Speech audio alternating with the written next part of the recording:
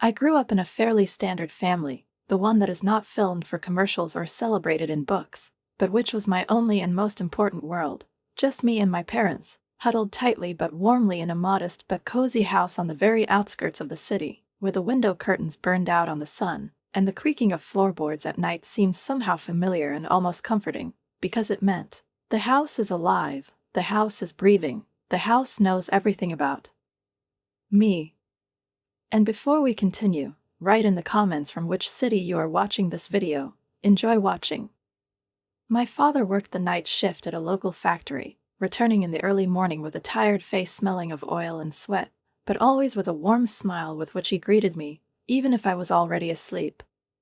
And my mother, a quiet, patient woman with eternally tired eyes, stood at the checkout counter in a grocery store in our neighborhood, and despite her endless fatigue, she always found the strength to greet me from work with a light kiss on the top of my head and a question, "Have you eaten?" We never had enough money. Sometimes we barely had enough for the most basic necessities, but we managed in our own way, without luxury, but also without tragedy. There was something steadfast and even a little heroic about it, as if the three of us were standing back to back against the rest of the world. I was their only child, their quiet hope and at the same time their eternal care, because from a very young age I did not get the simplest cards in the health deck. I've always been sickly. There hasn't been a month without a cold, which seemed to take root in me, unwilling to let go for weeks, and allergies, which doctors just shrugged off, didn't allow me to enjoy walking outside or socializing with my peers, turning me into a kind of houseplant, tied to books, windows, and endless cups of tea. I was thin, too thin for my age, with sharp shoulders and knees that always stuck out from under clothes bought on a leftover basis. Clothes were the last on the list of worries when medicines and food were at stake.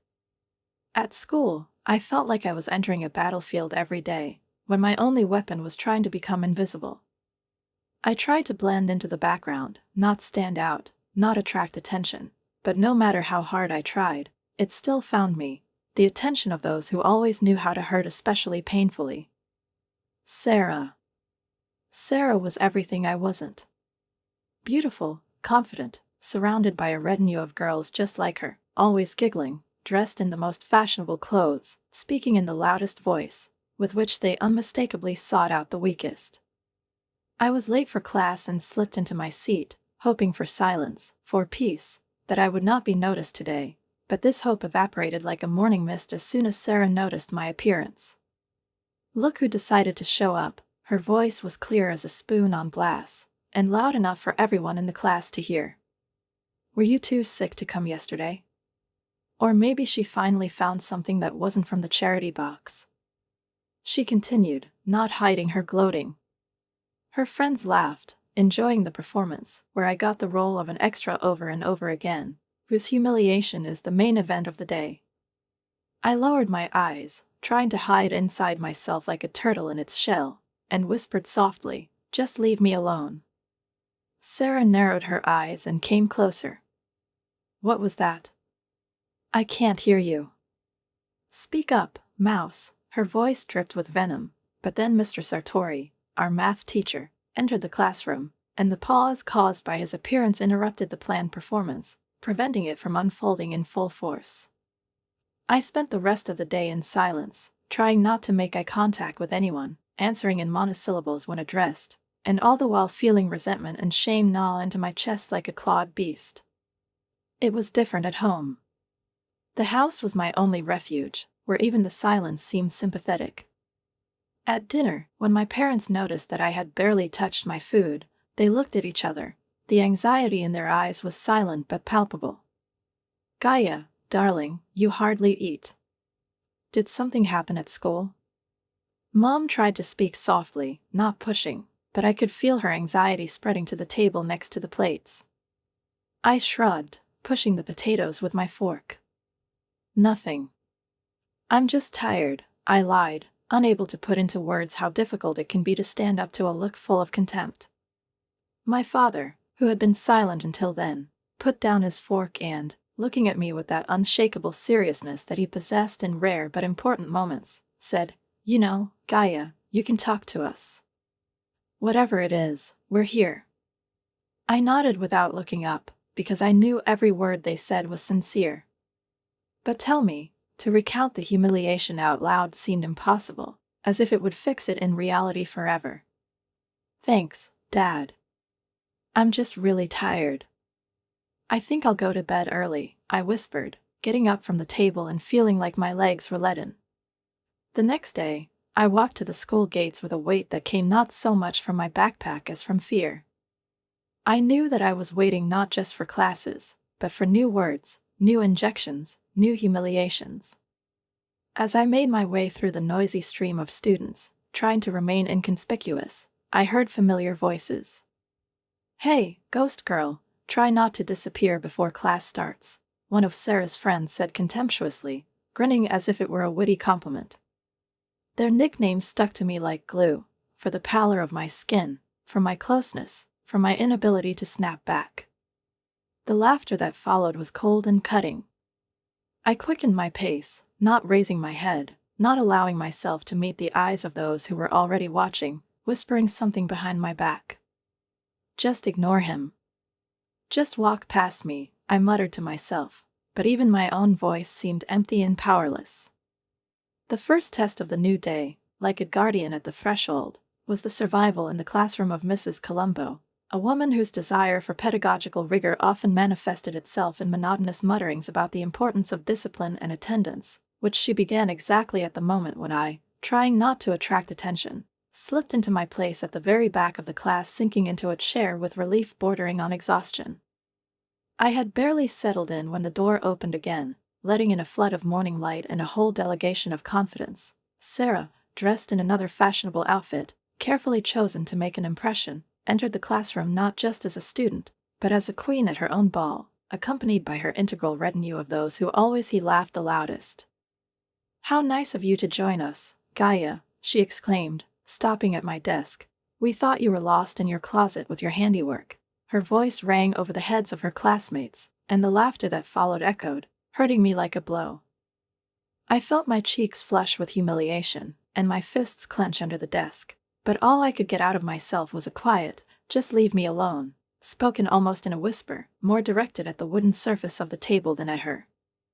"What was that, Gaia?"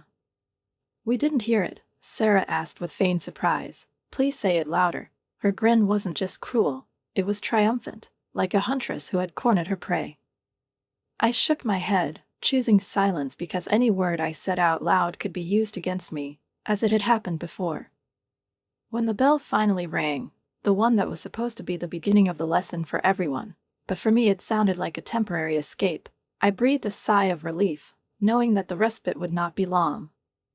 Every transition between classes was like a march through the ranks. Sarah and her team were everywhere like a shadow, always ready to give out another dose of ridicule and contempt, from which there was no defense. Lunchtime, which once seemed to me like a chance for respite, has long since lost this illusion.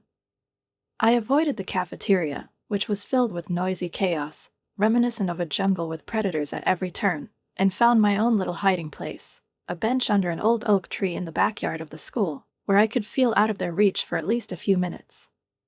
There, nibbling on the edge of a stale sandwich, I indulged in thoughts that increasingly boiled down to one thing: how easy it would be to disappear, dissolve, become invisible not only in their eyes, but in this world in general.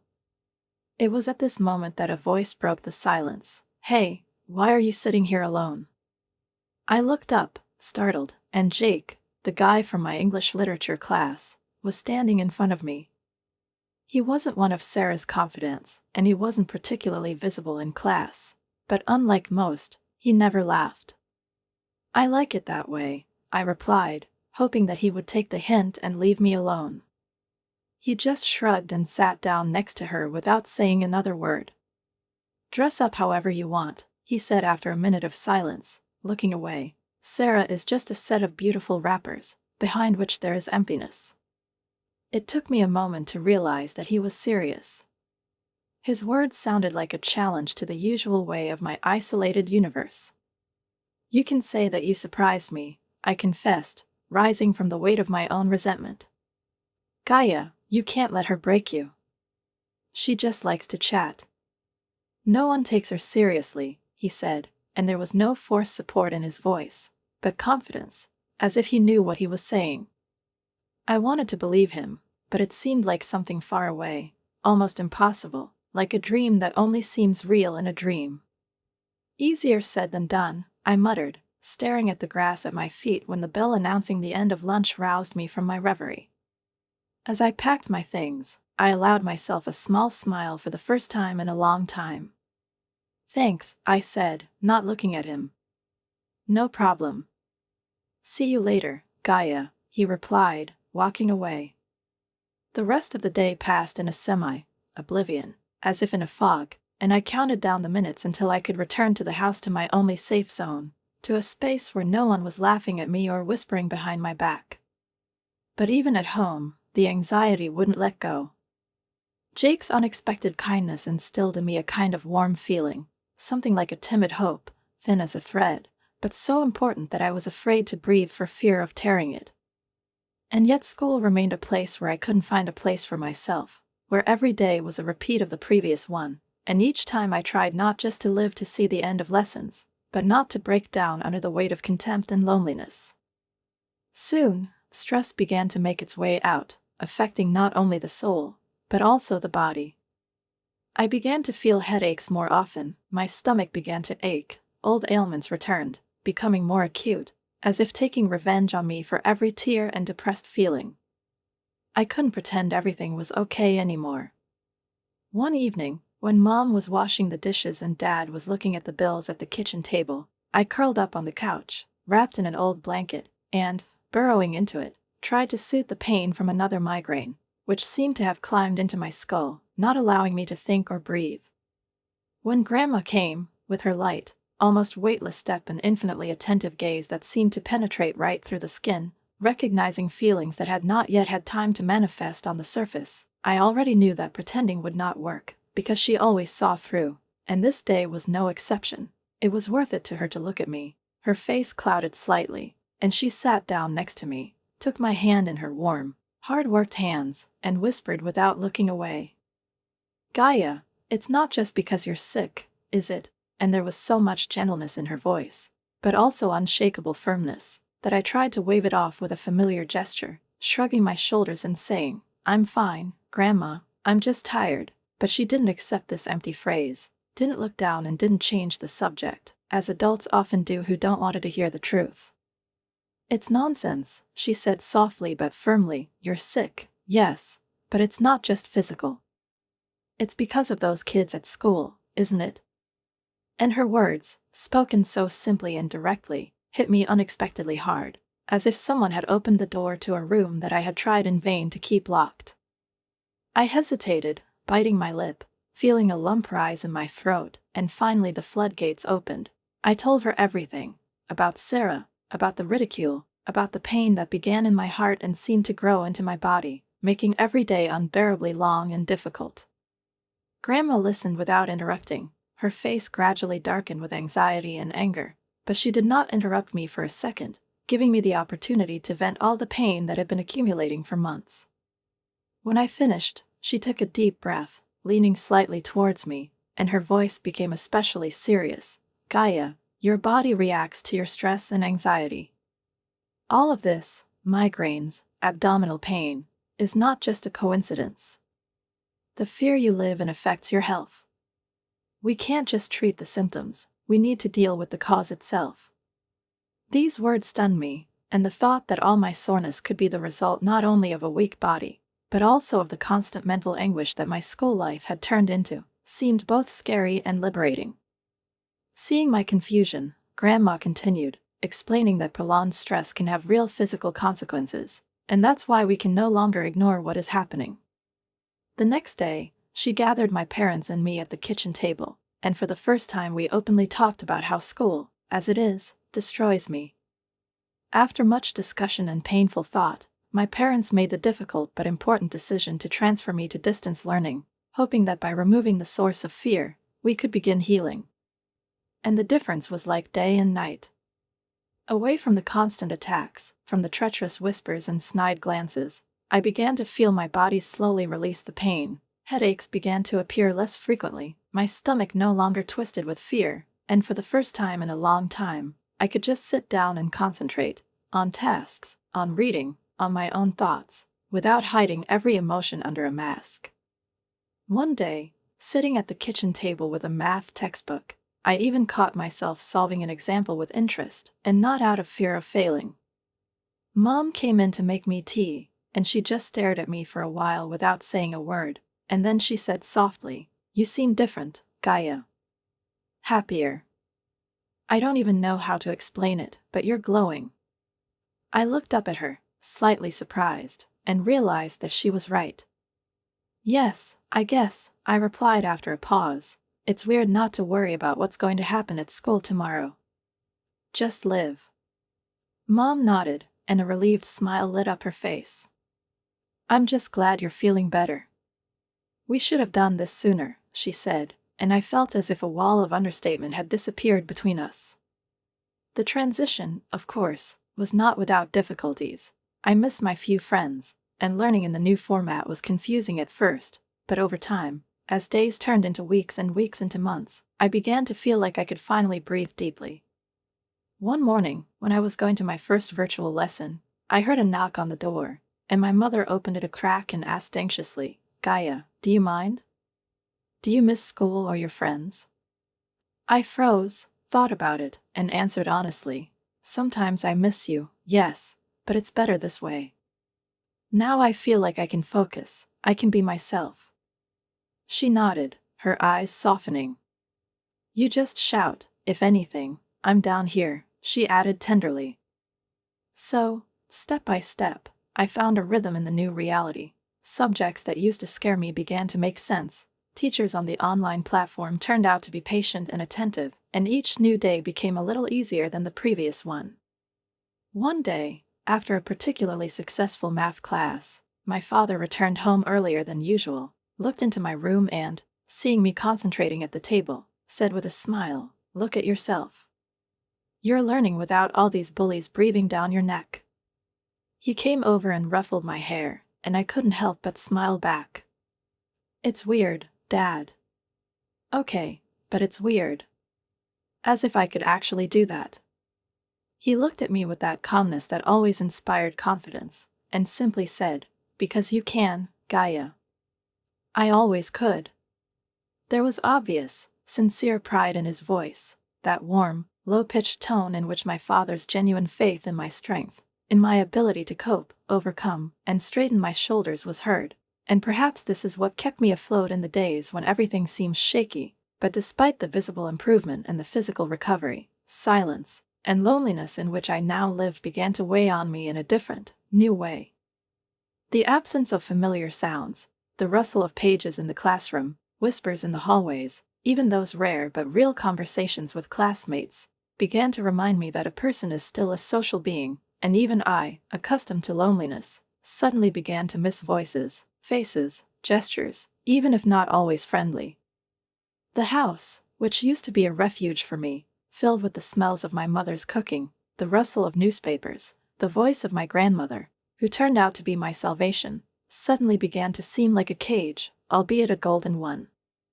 In an attempt to cope with this new feeling of emptiness, I started looking for ways to bring some communication back into my life, and so, almost by accident, I joined several online learning groups where students discussed topics that I was once afraid to even start, and then, with cautious enthusiasm, created a virtual book club with several former classmates with whom we once had a timid but warm relationship. It wasn't the same as walking after school or doing homework together, but even talking through a screen like that was a relief. One evening, after finishing a long study session, I closed my laptop, stretched, and at that moment the phone rang. Grandma appeared on the screen, and my heart sank with tenderness. How was my beloved granddaughter? Her voice sounded still as warm and soothing as the blanket she used to cover me with when I was a child. "I'm your only granddaughter, Grandma," I laughed, teasing her, continuing our old joke. "Details, details," she replied, giggling. "How's the remote control going?" "What is it?" she asked, and there was not only concern in her voice, but also pride. "Really good. I miss people, yes, but now it's easier to study." I feel like I really understand something, I shared, and this feeling of attainability of knowledge that previously seemed unattainable filled me with an amazing sense of inner light. Here's my girl, Grandma said with a smile in her voice. You're stronger than you think, Gaia. Just don't forget that. But even with her words in my heart, with the comfort of a new routine, the thought of the prom haunted me like a shadow that casts light. For months, I had been dreading this event, the very idea that I would have to face up to those who had once destroyed my self-belief. My parents, on the contrary, believed that it could become for me a kind of symbol of completion, an opportunity to close a painful chapter with a beautiful ending. It's a once-in-a-lifetime experience, Gaia. You might regret not going, Mom said, looking at me with such hope that I couldn't find the strength to continue the argument. And so, in this simple but neatly chosen dress, chosen with my mother, I found myself in the back of the transformed gym, where garlands, light, music and laughter formed a festive atmosphere in which I had no place. I stood against the wall, trying to blend in with it, feeling like every laugh, every flash of the phone, every couple whirling on the dance floor separated me from this world even more. It was the evening I had been dreading, and now that I was in it, I realized that I didn't have to be afraid. I just don't belong among this celebration. I was about to leave, quietly, as I had come, leaving no trace, when Sarah suddenly appeared in front of me, as dazzling as ever, with that arrogant expression on her face, in a dress that sparkled with her every move. Leaving so soon, Gaia? The party is just beginning, she said, her voice dripping with malicious mockery. I tried to walk past her without getting into conflict, but she deliberately pushed me away, slightly, but enough to make me lose my balance. Watch where you're going, she hissed, her eyes sparkling with malice. At that moment, I felt all the attention of my closest classmates focused on me, as if the spotlights were heading for the stage, and I was in the center. Laughter rang out almost instantly. Someone pointed at me, commenting, "Look, she's barely standing," and I heard their words reverberate through the hall, rolling in a wave. Sarah, leaning closer so that her loyal listeners could hear, added, "Some things never change. Gaia always remains clumsy." I could feel my cheeks burning, but it wasn't just shame, it was something more, maybe anger, maybe sadness, so deep that it resonated in every cell of my body. "Just leave me alone, Sarah," I managed to say, and even though my voice was shaking, it sounded loud enough. "Oh, I won't worry," she retorted coldly. "I don't want to ruin my evening by spending at least another minute with you." Her words were like daggers, and the laughter of her entourage continued to haunt me as I couldn't stand it anymore and ran away until I was in a safe place, away from their mocking faces. Tears blurred my vision as I walked home through the deserted streets, and the cool night air, which had seemed like salvation before, could no longer cool my burning cheeks and wash away the sharp mixture of humiliation and pain that settled in my chest like a heavy stone. The house seemed like a lighthouse, a warm, glowing island, to which I longed to hide, to forget, to hide from a world in which I was again deprived of my self-esteem. My parents were waiting for me, as always, with impatience and hope, and their faces lit up when I crossed the threshold, but as soon as they saw my tear-stained face and drooping shoulders, this light went out, replaced by anxiety and worry. "What's wrong, darling?" Mom ran up to me, her hands were already on my shoulders, her eyes were looking for answers that I couldn't give in words. I shook my head, unable to explain what had happened, because every word seemed too weak to convey the intensity of the pain, every memory was like a burn. "I just want to forget this day," I whispered, finally allowing my parents to hug me, and in this embrace full of love and silent support, I allowed myself to cry again, this time without hiding, without resisting. Their warmth, their unconditional care, was the only thing that could have been any consolation after the graduation disaster, and I realized that I didn't want to stay in that past anymore. I was ready to leave school, that chapter of my life, which seemed like an endless series of trials, behind. College became a new beginning for me, a chance not just to escape from the past, but to move towards a future that I could build on my own terms. I chose medicine, driven not only by the desire for knowledge, but also by a deep desire to understand myself, my illnesses, my fears, my weaknesses, and perhaps learn how to help others, those who, like me, once felt lost and broken. On my first day of medical school, I felt like I was on another planet. Enthusiastic faces, conversations about future practice, curators, and prospects were all circling around as I stood at the entrance to the main lecture hall, clutching my schedule as if it could show me not only the office, but also the way into a new life. "Hey, you look lost too," a voice said next to me, and I turned around to see a girl as excited as me. "Yes, first year," I smiled, feeling grateful for this unexpected contact. "Gaia," I introduced myself, and she replied with a slight grin, "BT. And I'm nervous too, even terribly, to be honest." We went to the gym together, and it was the beginning of something important. BT and I quickly became close. We studied together, stayed up all night before exams, enjoyed small victories together, and shared our disappointments. Studying turned out to be hard, demanding full dedication, but I discovered a power in myself that I had never known before, and the results were not long in coming. I succeeded like never before. I was particularly fascinated by the topic of psychosomatic medicine. The idea that the mind can have a real impact on the body resonated so strongly with my own experience that every new discovery on this topic echoed in my past. I threw myself into research, and one day, after I submitted my article on the effects of stress on the physiological state of a person, my professor detained me after a couple. "Gaia, your work is impressive. Have you ever considered specializing in this field?" "What is it?" he asked, looking at me carefully. I froze, stunned. To be honest, I've never really thought about it," I replied, and he nodded thoughtfully, with a slight smile. "Think about it. You have a rare gift. You understand not only the body, but also the soul of a person. This is not common." His words had a greater impact on me than he could have imagined. I began to see a clear path ahead of me, not just a career, but a mission. I wanted to use everything I've been through to help others. I wanted to become a doctor who sees not only the symptoms, but also the root of the pain. Year after year, I walked towards my goal, without stopping, without hesitation. I graduated from medical college with honors, chose to specialize in psychosomatic medicine, and when I finally graduated, I felt truly proud of myself for the first time in a long time. Not just because she succeeded, but because she was able to transform her pain into strength, her vulnerability into understanding. On graduation day, BT and I hugged each other so tightly, as if we were holding on to everything we had been through together. "Look at us. We did it," she said, her voice trembling with emotion. "Yes, we did," I replied, smiling through my tears. "For new beginnings."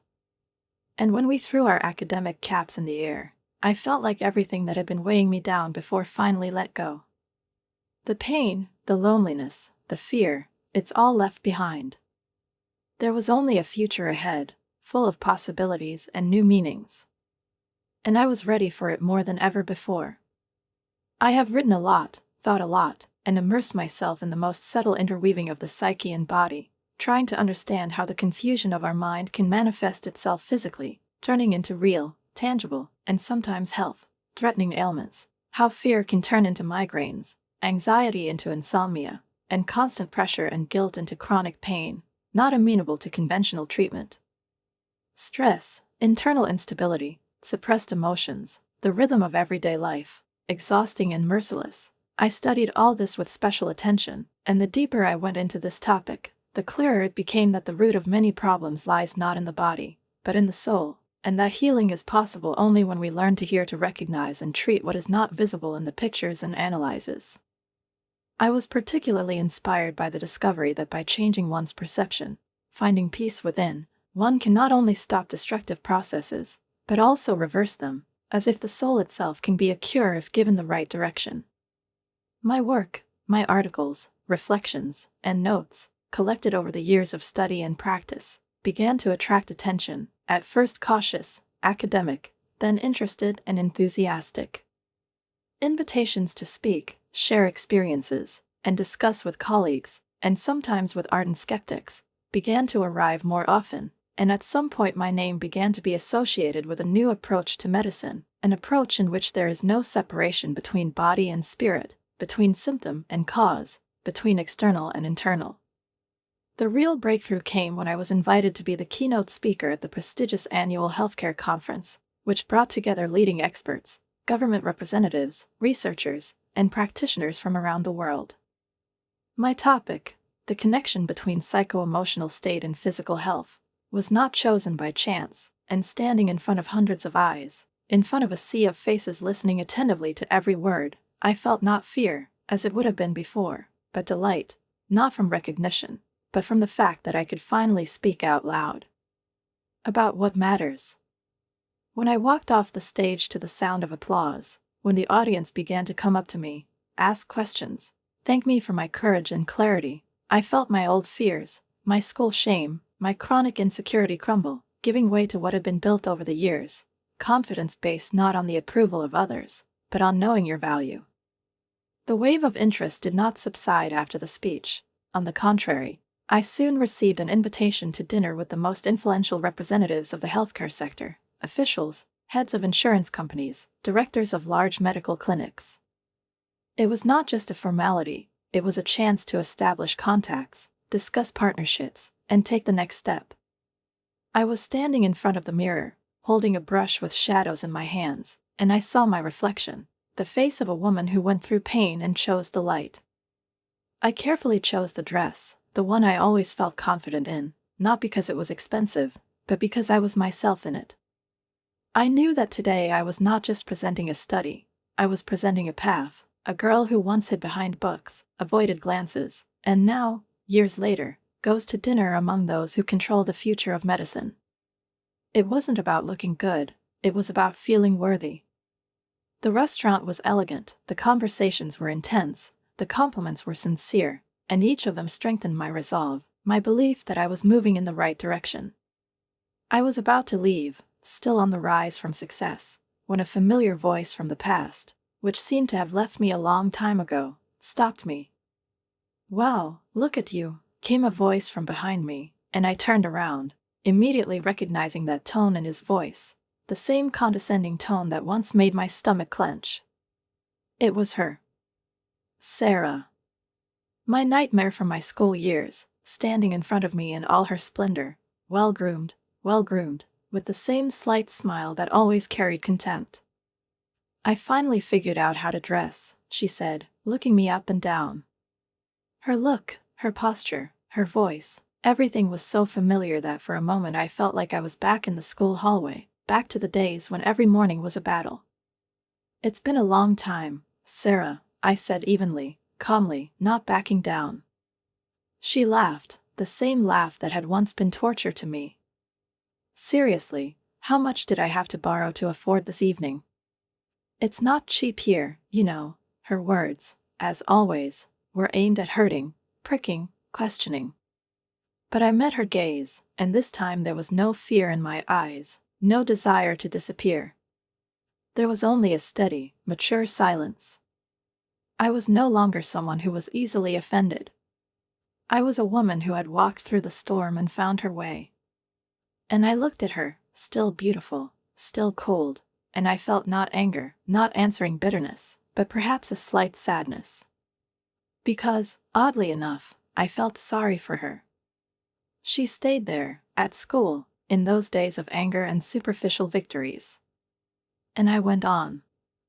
Before I could respond to Sarah's sarcastic attack, which once would have made my hands tremble and my stomach clench with anxiety, the organizer of the evening, Mr. Thompson, a tall, elegant man with attentive eyes, hurriedly approached us, hiding sincere concern. His tone was polite but wary as he looked from me to Sarah. "Is everything okay here?" "What is it?" he asked, clearly sensing the tension between us that hung in the air like a thick cloud before a thunderstorm. I nodded, trying to stay calm and giving him a reassuring smile, the one I'd learned to wear like armor. "Yes, thanks. I'm just catching up with an old classmate," I replied in a flat voice, in which there was not a shadow of the emotions that were raging inside. Meanwhile, Sarah, already losing her sense of proportion, fueled by wine and the old, bitter pleasure of dominating, continued her tirade, as if she hadn't noticed that her antics no longer aroused laughter or admiration. She motioned to her husband, inviting him to join in the fun, expecting him to support her in ridicule, as was perhaps customary in their circle. But as soon as he got closer and recognized me, his expression instantly changed. Alarm appeared in his eyes, and then sincere embarrassment. I recognized this man as one of the directors of a large medical company, with whom I was planning important negotiations on the implementation of my methods in clinical practice. "I'm so sorry," he began, his voice low but filled with genuine remorse. "My wife's behavior, it's completely unacceptable." Then he turned to Sarah, and there was a hardness in his voice that couldn't be ignored. "Do you realize what you just did? You're jeopardizing important projects and reputations, both yours and mine. I'd been looking forward to discussing it with Dr. Gaius Stewart, and now you're making a scene." His words, spoken half a tone louder, echoed down the hallway, and even the music from the next room seemed quieter for a moment. He took Sarah by the elbow and firmly led her away, despite her protests, screams and embarrassed attempts to justify herself, leaving behind a trail of awkwardness and harsh spirits. A few minutes later, he returned alone, his face still showing embarrassment and guilt. "I can't tell you how sorry I am about what happened," he said, stopping next to her. "I hope this does not affect our possible cooperation in any way. Your work is invaluable, Dr. Stewart, and we are very interested in developing it." I just nodded, keeping my outward composure, but inside I felt like with every word of this meeting, something important, something that seemed unattainable, finally became a reality. I stood on equal terms with those who once seemed unattainable. As I was leaving the dinner, accompanied by soft music and snatches of conversation, I noticed her in the semi-darkness at the entrance, Sarah, the one whose name was once synonymous with fear for me. She was sitting alone on the steps, her perfect makeup smeared with tears, her eyes swollen from crying and alcohol, and when she saw me, she looked up, confused and pleading. Hey, can you talk to him for me? You seem to have an ear," she hiccuped, her voice uncertain, soaked in despair and remnants of wine. I stopped for a moment, looking at her, the very girl who turned my youth into a battlefield, into a protracted war, into an endless struggle for self-esteem. And here she is, broken, lost, asking me for help. The irony of the situation was so striking that I almost laughed, but instead I answered evenly, without malice, but also without sympathy, "I'm not interfering. This is between you." She tried to say something else, feebly relying on the arguments that I could help, that he would definitely hear me. But I just shook my head. "That doesn't make me a part of your story," I said, and turned around, leaving her on those cold stone steps, in the mess she'd created once upon a time, and again now. Walking home in a taxi, through the lights of the night city reflected in the windows like thousands of untold stories, I felt a wave of satisfaction rise in me. Not malicious, not vindictive, but deep, pure satisfaction that I've come full circle, from a girl who was bullied to a woman who stands firm, not hiding her head. I heard the news on the sidelines that a divorce followed after that evening. Maybe it's a rumor, maybe it's true. And I'd be lying if I said it didn't bring me a sense of justice. Meanwhile, my life continued to gain momentum. I met a man who valued me not for my achievements, not for my appearance, but for my essence, for my calmness and strength, for the path I had traveled. With him, I could talk about the future, make plans, dream, and it seemed like a miracle, because once I thought that I would never be allowed to just be happy. As I continued my work and delved deeper into research, I felt that in every case, in every patient, in every success, there was a piece of my path. My pain, my struggle, my shadow, have now become a light for others. It was a strange, long, and difficult journey, but it brought me here, to a place of peace, strength, and meaning. And for that, I was eternally grateful. Write a comment on what you think about this story and don't forget to subscribe to the channel and like it. See you soon.